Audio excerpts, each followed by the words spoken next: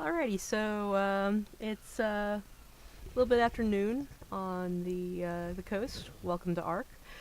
I had originally planned to start a brand new character and show you the whole wake up sequence, but really the only thing you're missing out of that is the 30 or so seconds where you can't control your character, during which time something usually comes along and tries to eat you. So instead, this is my single player game that I started recently, fresh. So that I would have something to build in and walk around in for reference while I was writing Survival Quotient and Ravening and Dire. And we're basically, I believe, on the East Zone 3 spot on the map. If you're starting a new map, it might be 2, pretty sure it's 3. Um, Basically, this area on the map right here. It's about midway between where the two groups of people start their story. The Avengers start closer to the swamp, which is that away. Will and Hannibal start further up the coastline, which is that away. But I've got us here to give you, a good view of the obelisk that was the Avengers' first real landmark that they saw when they woke up. And as you can see, it's just this enormous edifice that's floating in midair. Or in other words, an irresistible Tony lure. But we're going to ignore that, and we're going to take a little hike up the coast, and I'll be stopping along the way to show you some things that I have talked about, mostly dinosaurs, in the various stories, so you have visuals to go along with this. Now, so they've done a visual update of the raptors, and so these aren't exactly what I'm picturing, honest to God, when I'm writing, but this is the new face of the raptor, and, they're growing on me. But I just brought the whole pack to hopefully make my camera hand a little less jerky, because usually I'm, constantly on the lookout for things trying to eat me, but you bring enough raptors with you, and that ceases really to be a concern. One of the things that you'll see is that they have different saddles. That would be the Saddle Emporium mod, one of the more recent sponsored mods. It's really great. And you'll also see that this is Lady here, and she has this nice little glow effect on her. That's because she is the highest leveled raptor in this pack, so she's their alpha. And one of the cutest new mechanics they gave them, though, is the pack bonus. It's sort of a call and response thing, and I just think it's adorable. Of course, that one had to be special and not join in, but, So, I think it's up to 4 of them or it's up to, 4 levels of pack bonus, and that's why they started to glow, is that everyone's all hyped up now. They are the Raptor crew, and they are absolutely desperate to prove it.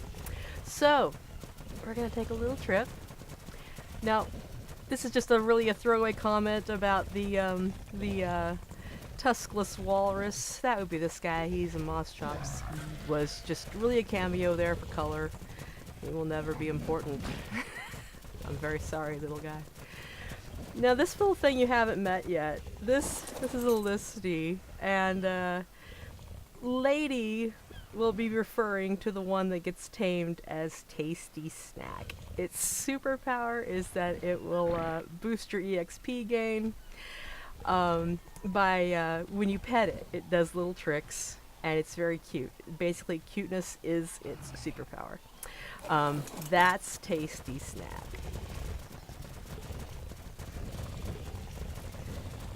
When I refer to the duck-billed things, or the hadrosaur-like things, I am referring to the parasaur things. And the reason I'm not really all that specific when I talk about these guys is because I was sort of a dino geek when I was a kid, and until I started playing this game, I couldn't have told you that was a parasaur. I could tell you it was some sort of hadrosaur, yes. But yeah, so I'm not real specific about it. I'm not Bruce, who's able to instantly provide the specific scientific name of every dinosaur he encounters. This little guy is a dodo. They are everywhere. If it's a female, they leave a trail of eggs behind them, and they make cute noises. That's basically what they do, and they give you food. Oh, also, I have the HUD turned off because if I didn't, all you would see right now is just this obnoxious wall of green text with everybody's names, etc. And what you're actually looking at there is modded. That's a pygmy griffin, and we're just going to run right on past it. Griffins are great. I have the griffin modded installed. I really just kind of basically consider them quality of life at this point. They're originally from the Ragnarok map, but you can, like I said, get a mod that will install them on pretty much any map that has the specific biomes for them to spawn in. Now this is a Glad Thunder. This is a Diplo, or yeah, this is a Diplo, and if we get close enough to him, he'll do his thing. And his thing is that he doesn't try to hurt you. He doesn't even have a melee stat. But he will attempt to make friends. And he will do that by nudging you. And you fly all over the map, honestly. But see, he's not trying to hurt you. He's really not. He just wants to make friends. Which usually means that he dies. Because nothing else around here really cares about being your friend. You pretty much have to hunt them down and trank them and Stockholm Syndrome into them being your friends most of the time. So that thing there, that was one of the seagulls that Hannibal was not willing to take on faith.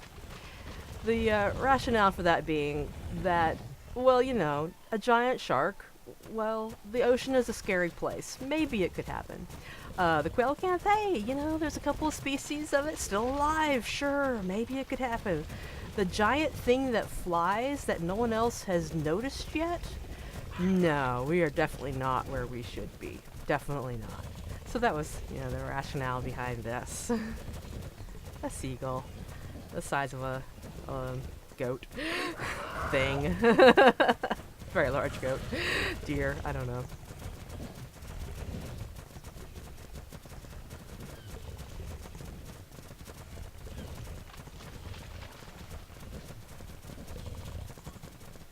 Yes, there are probably megalodon in the waters, but I'm not gonna go swimming after them.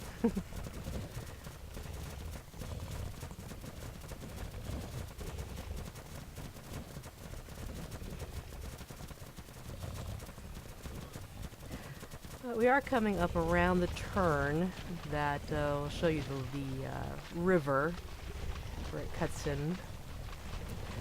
But also, one of my favorite things in the game. Those are compies, by the way. And if there's more than about one of them, yeah, they're definitely going to attack. But this scale, the sheer size of things in this game is just mind-bogglingly awesome. This is obviously a brontosaur, and it really does give you the feeling of being this small, helpless creature stranded in the middle of nowhere with giants. It's amazing. I really love, you know, how the sheer size of things works in this game.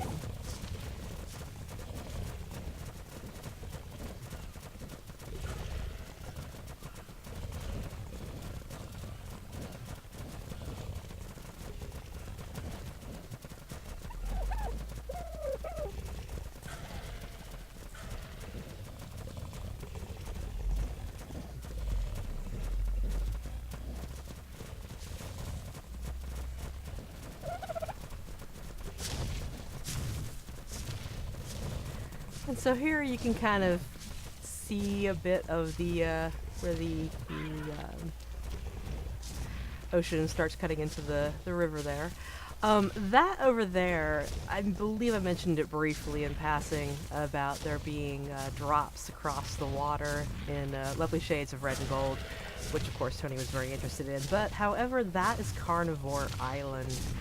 And yes, there are wonderful high-powered drops over there. There are also wonderful high-powered eating machines over there. So the guys aren't really ready for that yet. So everybody please just cross your fingers that Tony won't get impatient and decide to go on his own.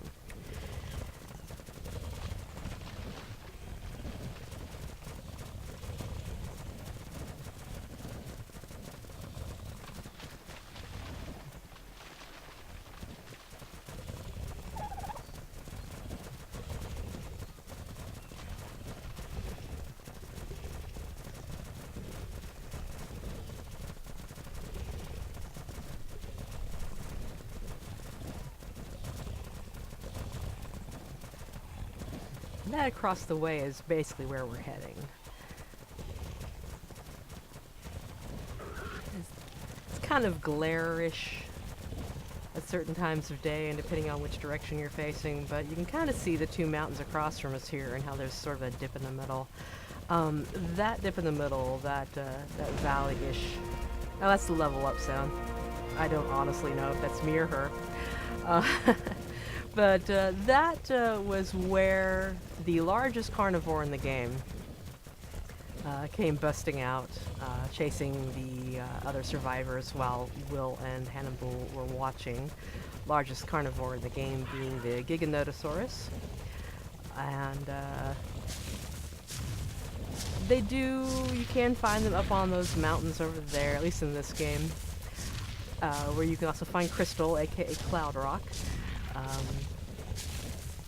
But yeah, we're also not going up that way. We're gonna go ahead and cross here, which actually is fairly easy on a raptor, and which is good because there's often piranhas in there. And now we're just gonna wait for everybody to catch up. Alright.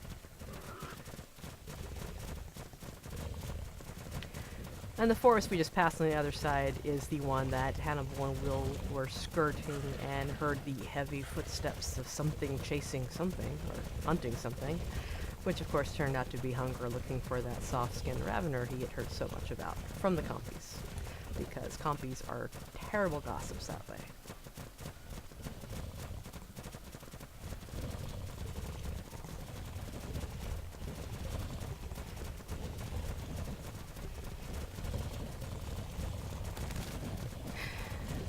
Sometimes when they jump over things to catch up, they just sort of run into everything.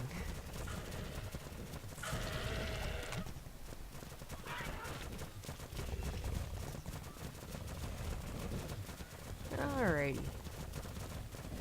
So what I was looking for just then was that tree that sort of sticks out all funny, and those rocks which stick out all the way to the water. And as soon as you find those, you found an easy path straight to the hidden lake. And that green light pillar that you're seeing over there, that's actually a beacon. That's what the supply drops look like from a distance. That they were seeing, at various points during the stories. And it's actually kind of funny because I basically gave Will and Hannibal, in a sense, my first impression of them, which is that I didn't know what the heck they were the first time I played this game. It was, the date it got released.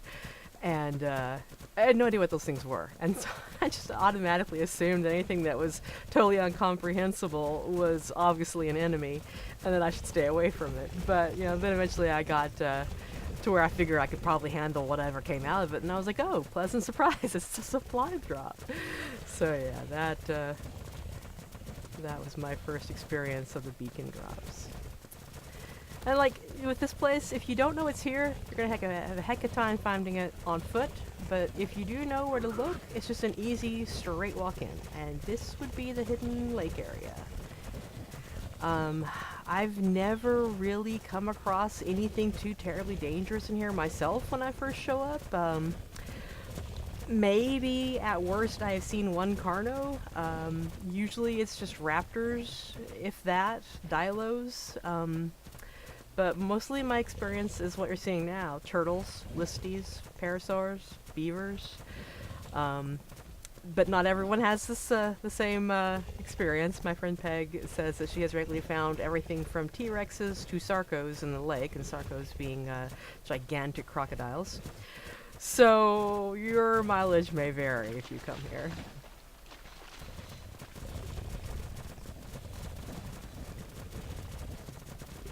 So I had done a little bit of work on taming, but basically no work on building, which is fairly typical of me, actually.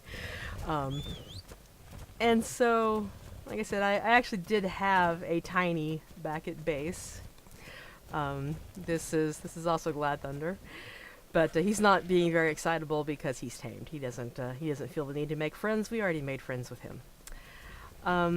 This is a rammer. This is a Carnotaurus. Lady likes to refer to this one as the stupid rammer, but then again, she likes to refer to nearly every dinosaur as the stupid fill in the blank. So take that with a grain of salt.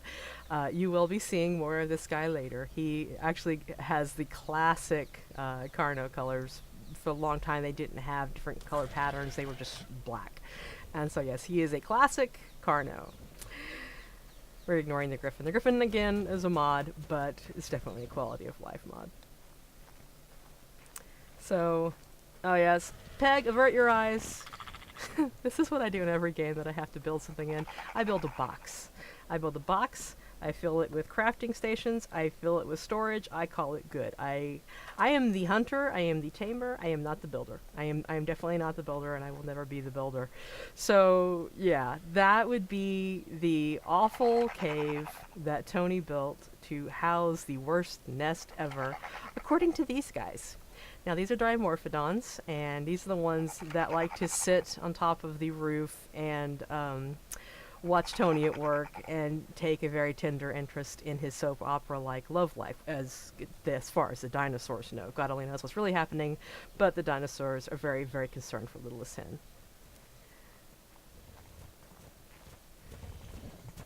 And so, I think that is basically all the ones I had tamed so far that I was going to show you. I don't have a Pteranodon to show you, but we all pretty much know what a Pteranodon looks like at this point, I'm pretty sure. But yeah, this is where the Avengers do all their stuff, and this is where the friendly tribe that Will and Hannibal meet also have their base, but obviously I have not built that base here yet. But I will show you what it looks like over where Hannibal and Will are. Get these to stop following. Although honestly, if I were not so pressed for please don't let it rain on me, I would take the raptors out and show you the breeding of raptors, which is how quickly they kill everything in their path. Yeah, I've actually tried to do this a couple of times now, and it just keeps raining on me. And it's not so bad. It's just that it makes things very gray and dismal and not much fun to look at. So I'm trying to do this before it decides to rain again and reduce visibility to almost nothing. I mean, yeah, what can you do?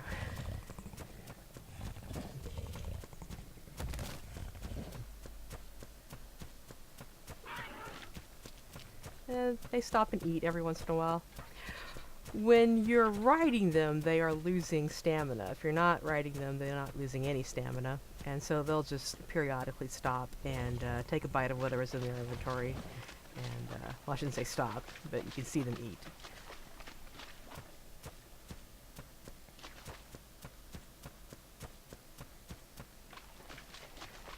And this is the area that Hannibal and Will are at. And I think at this point I might be racing the clock before it gets dark.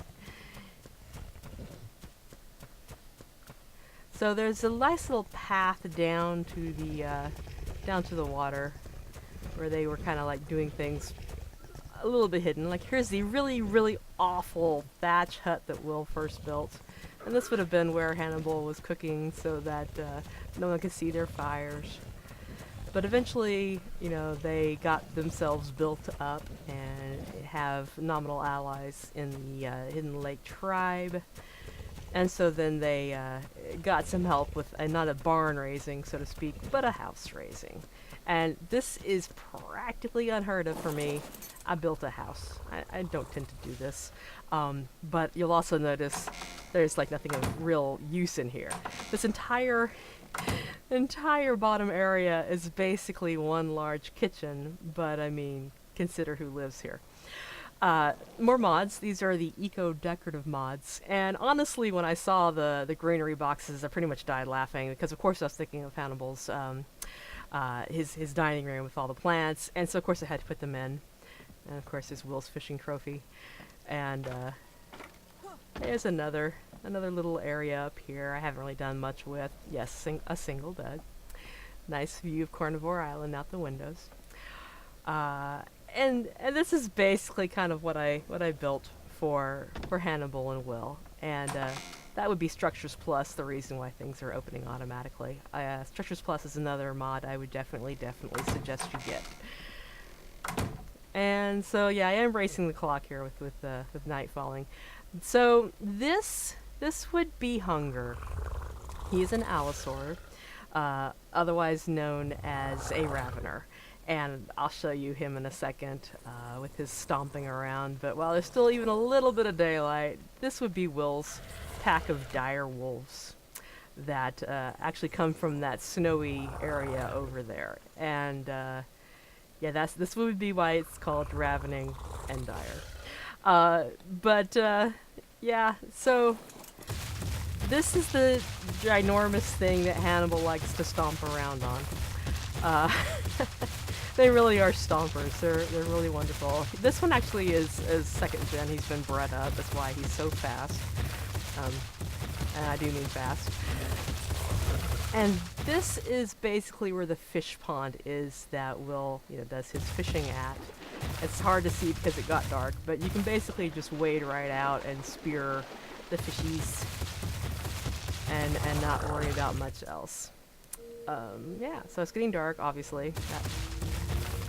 That sound you're hearing is the sunset warning in case you weren't paying attention. So, yeah, this is basically where these guys live, and yeah, I guess that's really all I have to show you considering that it's dark, but yes, this is basically what the Avengers were seeing that first night with all the strange lights coming down from God knows where, and eventually dissolving. Yeah, so that would be Ark. Welcome to Ark. Hope you enjoyed.